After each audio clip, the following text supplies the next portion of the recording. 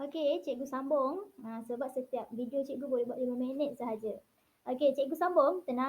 Sumber tenaga yang seterusnya adalah daripada biojisim. Okey, mungkin ini adalah satu perkara yang baru untuk awak. Awak tak pernah dengar biojisim ni apa Okey, biojisim ni adalah sisa-sisa buangan yang terhasil daripada benda hidup. Okey, contohnya tinja haiwan, najis manusia, kayu-kayu api ataupun pokok-pokok yang reput, daun-daun yang reput dan sampah-sampah organik. Sampah-sampah organik ni adalah benda-benda yang terbuang yang organik yang semula jadi. Bukan plastik, tin tu bukan organik. Organik membawa maksud semula jadi.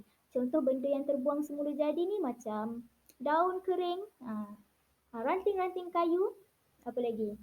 Najis tadi semua tu lah. Okey, macam mana biojisim ni memberikan kita tenaga? Sebab bila kita bakar bahan-bahan buangan ini, dia menghasilkan tenaga haba, tenaga api. Haba tu tadi boleh memanaskan air. Jadi itu adalah tenaga ya. Jadi kita jangan anggap benda-benda yang terbuang itu tak berfungsi, tak ada kebaikan, sebenarnya menghasilkan tenaga. Contoh kalau kat negara-negara yang miskin ya, penduduk padat, dia akan menggunakan sisa-sisa buangan ini, biojisim tadi, untuk menghasilkan tenaga elektrik pun ada. Melalui haba yang terhasil daripada pembakaran bahan-bahan biojisim ni tadi, boleh menghasilkan tenaga elektrik. Adalah proses-proses dia. Cikgu tak boleh pergi dekat sini. Kalau awak nak tahu, awak buka YouTube, cari biomass ataupun biojisim. Awak tengok sendiri macam mana dia proses tenaga elektrik pun boleh terhasil daripada bahan-bahan buangan. Okey, sumber tenaga yang seterusnya adalah ombak. Sebab ombak ni dia bergerak, dia ada tenaga Kalau tak ada tenaga dia tak bergerak. Kalau kita bergerak sebab kita ada tenaga. Jadi ombak ni pun dikira sebagai sumber tenaga. Air sentiasa mengalir. Sebab air sentiasa mengalir dan dia bergerak, dia mempunyai tenaga. Jadi awak jangan ingat benda yang tak hidup ni tak ada tenaga. Ada tenaga, okey? Jadi ombak dan juga air ni kita boleh menjana tenaga elektrik. Contoh cikgu tunjukkan video di sini macam mana tenaga elektrik boleh terhasil daripada ombak dan air.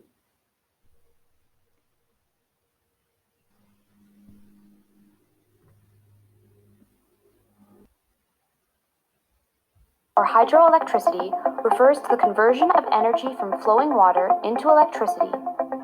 It is considered a renewable energy source because the water cycle is constantly renewed by the sun. One of the first uses of hydroenergy was for mechanical milling, such as grinding grains. But today, modern hydro plants produce electricity using turbines and generators. The mechanical energy created by moving water spins rotors on a turbine.